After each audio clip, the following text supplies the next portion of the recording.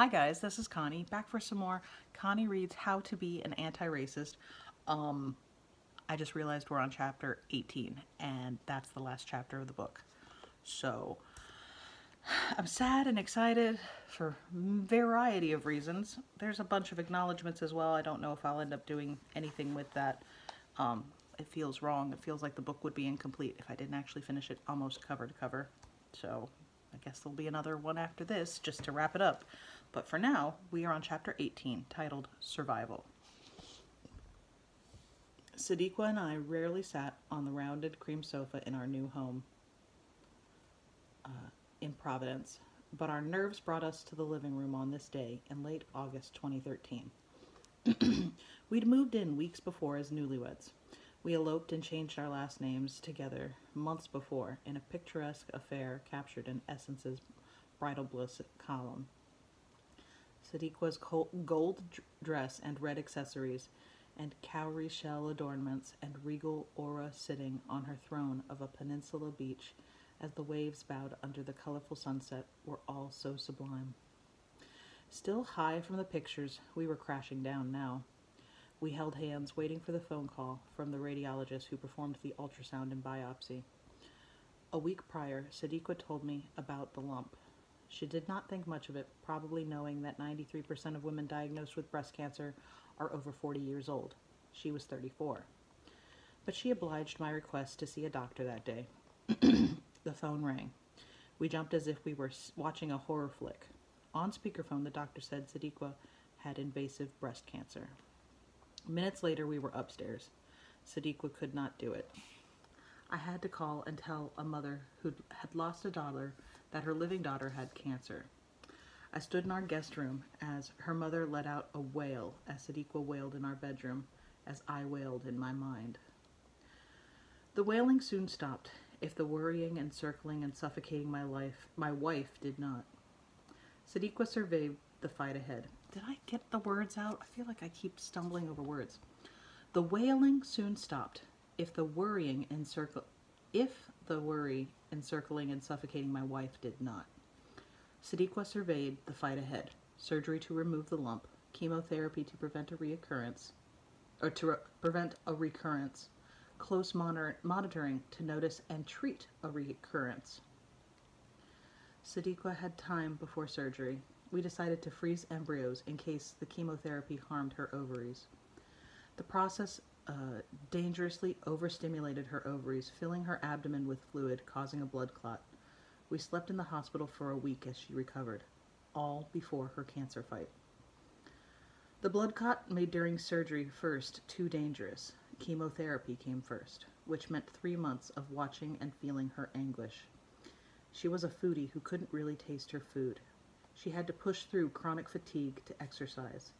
She'd just completed 12 years of medical training, but now, instead of seeing patients, she'd become one herself.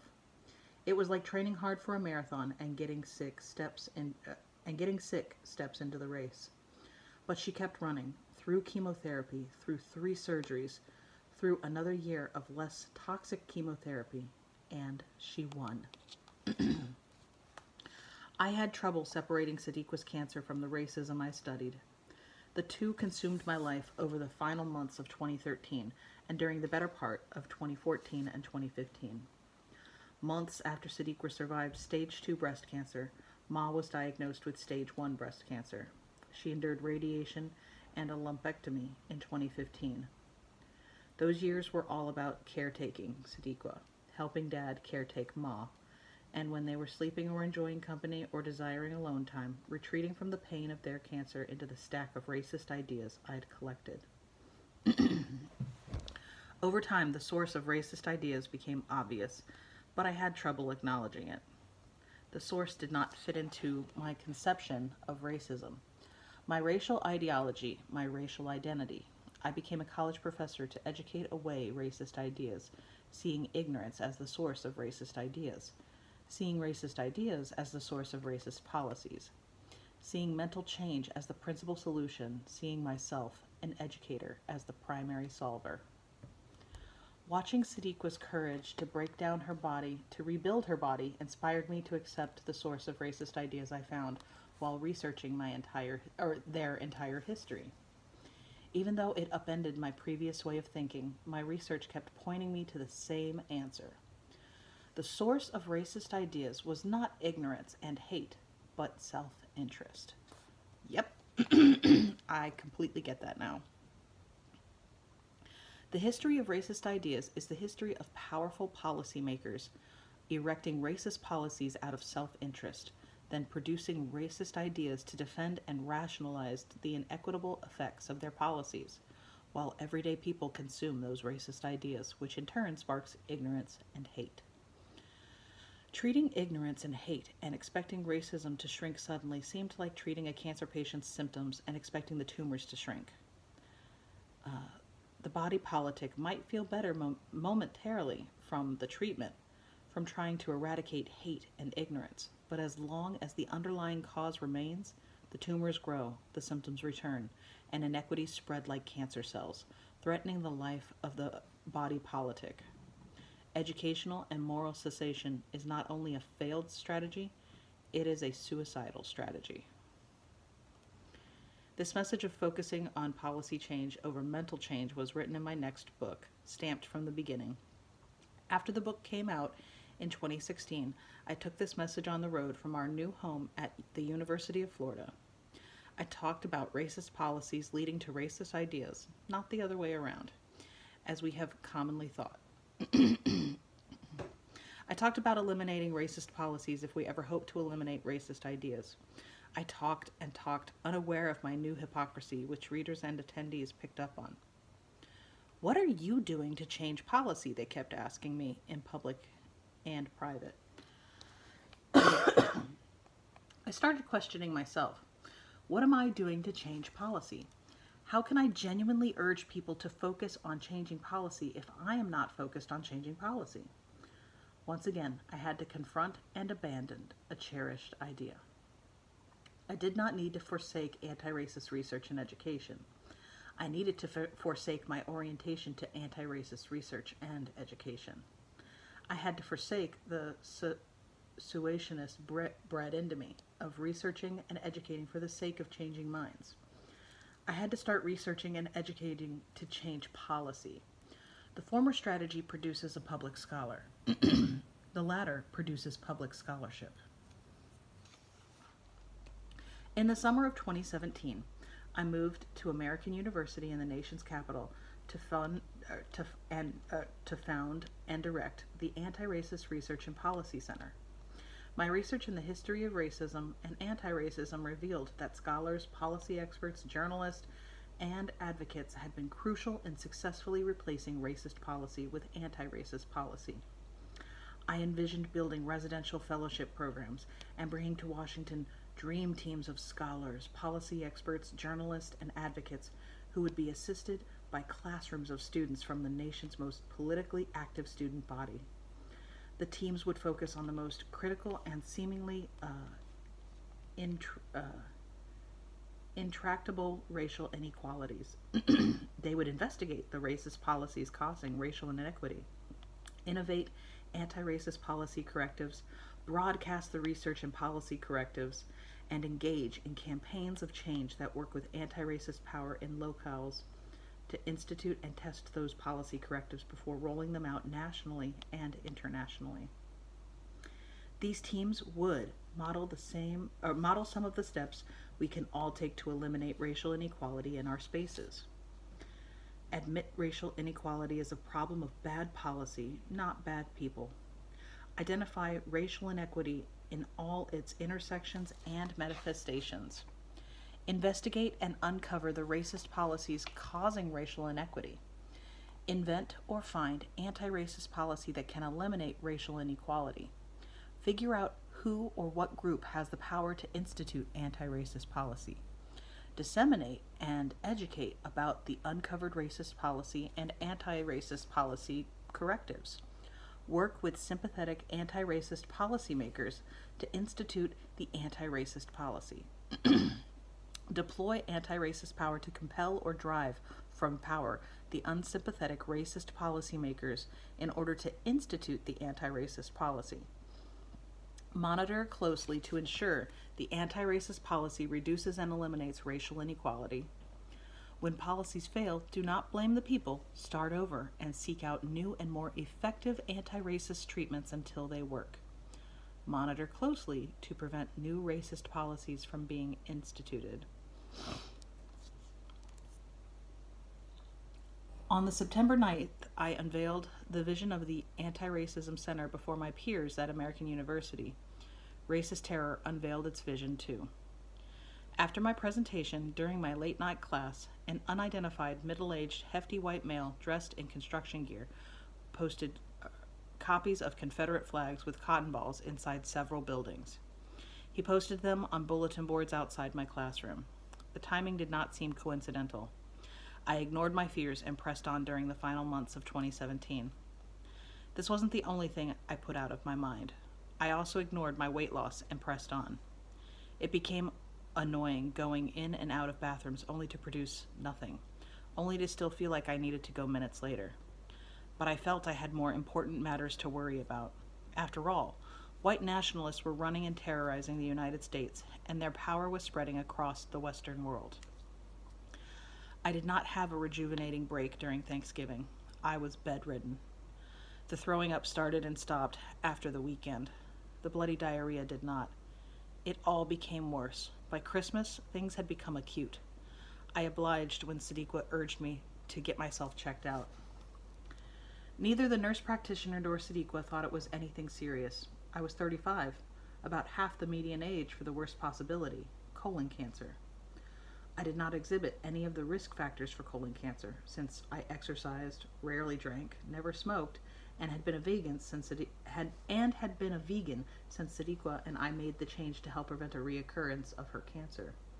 We scheduled a precautionary colonoscopy for January 10th, 2018. I was groggy from the anesthesia early that morning. Cleaning out my colon had been an all-night affair. Sadiqa helped me put on my clothes in the small and dreary consultation room. No windows or striking colors or decorations, only pictures of the GI tract hanging on the walls. The black woman doctor who performed the colonoscopy entered the room with a serious look on her face. "I saw something abnormal," she said, sitting down. "I saw a mass in the stigmoid colon. It is large and friable. Friable? Friable. It is large and friable, and it is bleeding." I looked at her in confusion, not knowing what she meant. Sadiqa looked at her in shock, knowing exactly what she meant. She said she could not get her scope past the mass. It was obstructing the colon. "It's most likely cancerous," she said. She paused as my confusion converted into shock. I checked out of myself. Sadiqa had to speak for me, really listen for me. The doctor told me to get blood work that day and get my body scanned the next day to confirm the cancer. I did not know what to think or feel, and so I did not feel or think anything other than shock. At one point, several minutes later, perhaps as someone drained me of blood, I thought of Professor Mazma, about when I told her Sadiqa's diagnosis and asked, "Why her?" "Why not her?" Professor Mazma responded. "Why not me?" I thought of Sadiqa and Ma and Dad's cancer fights. Why not me? They survived. Why shouldn't I be the one to die? We left the medical office in downtown Washington and headed for Busboys and Poets to meet Ma for breakfast. We sat down at the table. Ma had been waiting for a half an hour. She asked why it took so long. I was still mute, looking down, up, away from anyone's eyes. Sadiqa told Ma about the mass, that it was probably cancer. "Okay, if it is, we will deal with it," Ma said. I looked up into her eyes, holding back tears. "We will deal with it," she said again. I knew she was serious. "Yes, we will," Sadiqa said, snatching my eyes. "Yes, we will," I said to myself, absorbing their courage. That night, I received more courage when Sadiqa and I assumed we'd caught the cancer early, probably stage 1 or 2, perhaps 3, not stage 4. About 88% of people diagnosed with stage 4 colon cancer die within 5 years. The next day, they confirmed it. I had metastatic colon cancer, stage 4. Maybe we won't be able to deal with it.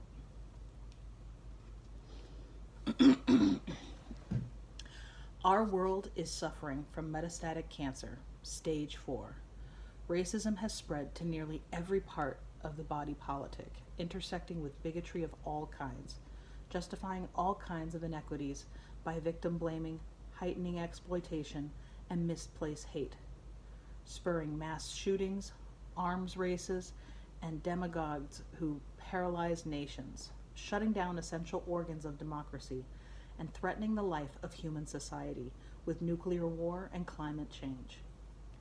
In the United States, the metastatic cancer has been spreading, contracting, and threatening to kill the American body as it nearly did before its birth, as it nearly did during its Civil War. But how many people stare inside the body of their nation's racial inequalities, their neighborhoods' racial inequalities, their occupations' racial inequalities, their institutions' racial inequalities, and flatly deny that their policies are racist? They flatly deny that racial inequality is the signpost of racist policy. They flatly deny the racist policy as they use racist ideas to justify the racial inequality. They flatly deny the cancer of racism as the cancer cells spread and literally threaten their own lives and the lives of the people and spaces and places they hold dear. The popular conception of denial, like the popular strategy of sussation, is suicidal. I had been thinking all week about denial before the diagnosis, after the diagnosis.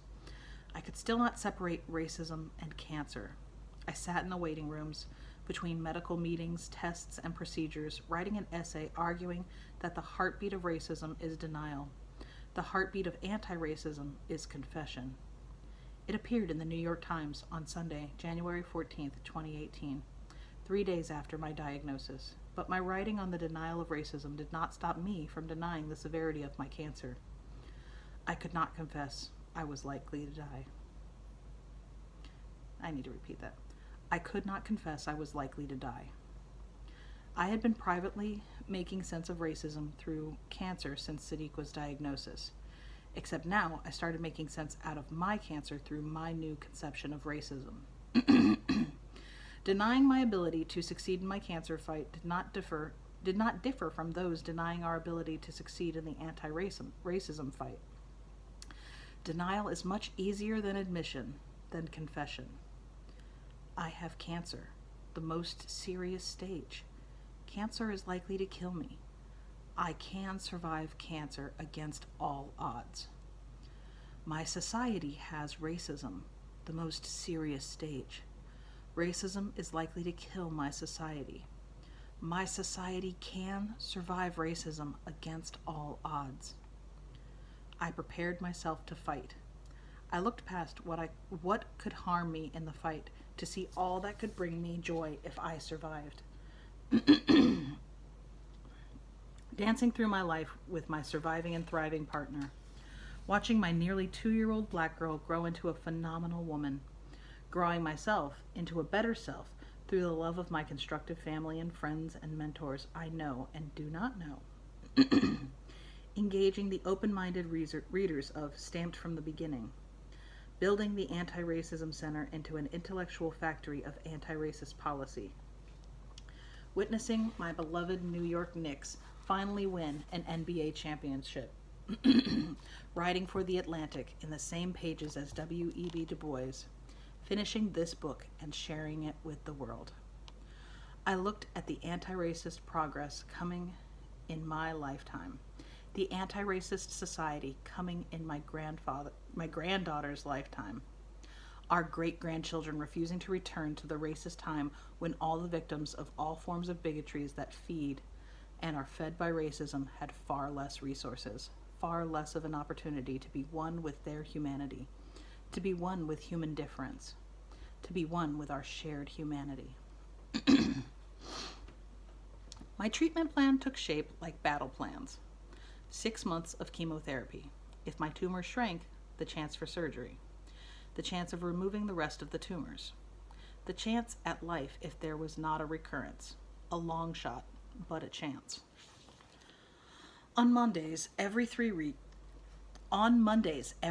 weeks, beginning in late January 2018, I received chemo injections and started taking 2 weeks of chemo pills. By Tuesdays, I already felt like I had been jumped by Smurf and his boys. Could barely climb out of bed, could barely write this book, could barely eat and drink, but I pushed myself to get out of bed, to write, to stay hydrated, because when I did not exercise my body and mind, when I did not consume enough protein and thoughts and fluids, I could feel the toxicity levels rising in my body, exacerbating all the symptoms. To keep up with my normal life, I had to go outside into the bitter cold of winter, not merely to the gym, but to meetings, to speaking engagements, to life. The chemo made me hypersensitive to cold. 30 degrees outside felt like negative 10 degrees inside me. Whenever I breathed in cold air, it hurt my lungs. Whenever I drank ice-cold fluids, it hurt my throat. Whenever I touched anything cold, it hurt my fingers.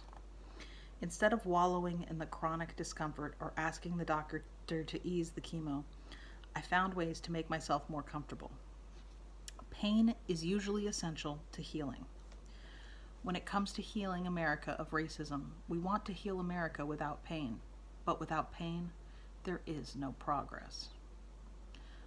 My tumors shrank enough for me to go on the surgical table by the end of the summer of 2018. Surgeons removed what was left and sewed me back together. Pathologists dissected what they took out and didn't find any cancer cells. The 6 months of chemotherapy had obliterated, apparently, all the cancer. My doctors were as shocked as I had been when I was diagnosed. I had a good chance to land in the 12% of people who survived stage 4 colon cancer. We can survive metastatic racism. Forgive me, I cannot separate the two. I no longer try. What if humanity connected the two? Not just the number of people of all races who would not die each year from cancer if we launched a war against cancer instead of against bodies of color who kill us in far lesser numbers. Not just the better prevention and treatment options doctors would have if we diverted to cancer care and research a portion of the trillions of tax dollars we spend on cutting taxes for the rich, imprisoning people, bombing people, and putting troops in harm's way. What if we treated racism the way we treat cancer? What has historically been effective at combating racism is analogous. Wow. I feel like a 5th grader.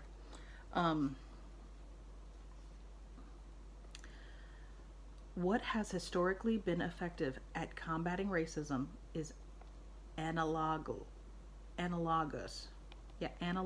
to what has been effective at combating cancer.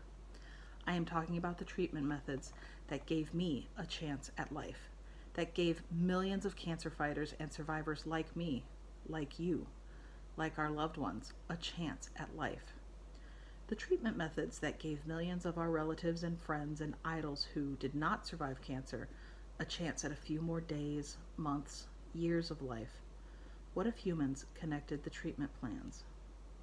Saturate the body politic with the chemotherapy or immunotherapy of anti-racist policies that shrink the tumors of racial inequalities, that kill undetectable cancer cells, remove any remaining racist policies the way surgeons remove the tumors.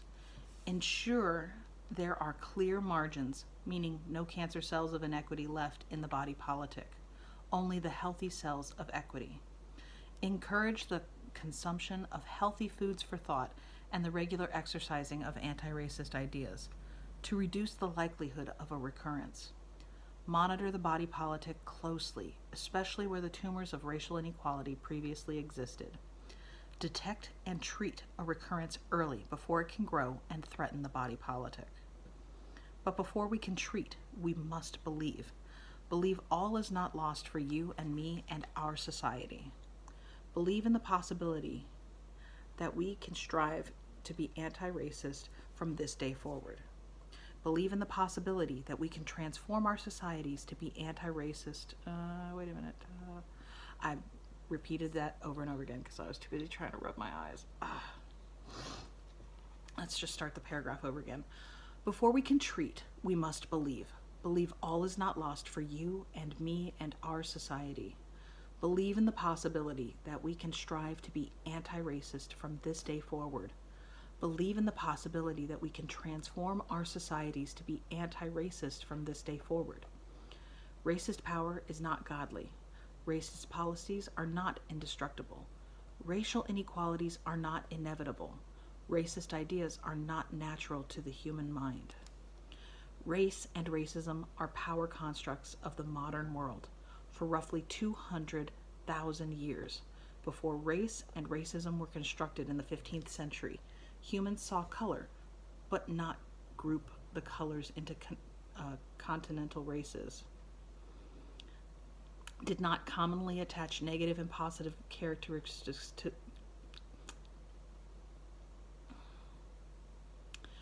race and racism are power constructs of the modern world.